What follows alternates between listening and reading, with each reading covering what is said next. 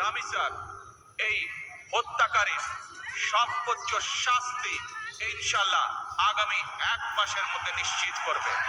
এবং কেন মাননীয় প্রধানমন্ত্রী 1 মাস লাগবে কেন? যার সন্তান হারাচ্ছে সেই বুঝতে তার কেমন লাগে। আপনি তো আমাদের বর্তমানে বাংলার সরকার, আমাদের গার্জেনের মতো, আপনি দেখুন 1 মিনিটে বিচার হয়। যেখানে প্রমাণ হয়ে গেছে, সব কিছু হয়ে গেছে, সেখানে 1 মাস কেন?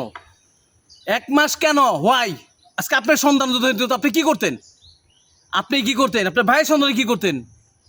অন্য মানুষ দেখে?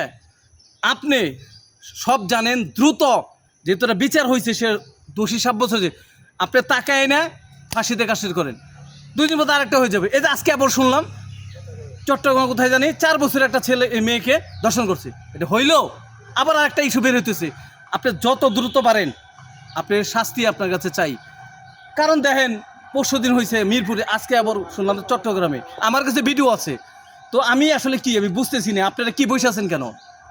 আপনার স্বরাষ্ট্রমন্ত্রী কত মন্ত্রী বসে আছে, বিচার হয়ে গেছে, তাকে সরাসরি আইনা বাইতুল মুকাররম আছে মসজিদের সামনে দেন, নাহলে সংসদ ভবনে সবার সামনে এসে জনসম্মুখে তারা ফাঁসির রায় কার্যকর করেন। এটা আপনার কাছে চাও। আপনি সরকার প্রধান না, আপনি প্রাইম মিনিস্টার তারেক জিয়া, আপনার তো পাওয়ার আছে, আপনি সব পারেন। আপনি লেট করছেন কেন? ইস্যুতে শেষ হয়ে যাব।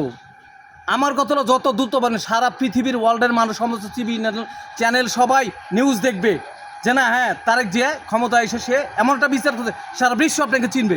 আমরা চাই দ্রুত আপনি ওরে ফাঁসি দেন, জনসম্মুখে এনে সংসদের সামনে এনে ফাঁসি দেন। এটা আপনাকে চাই। কেন চুপ রয়েছেন? 1 মাস লাগবে কেন? একটা ধর্ষণ প্রমাণ হয়েছে, তার কেন 1 মাস লাগবে? হোয়াই? কেন 1 মাস লাগবে?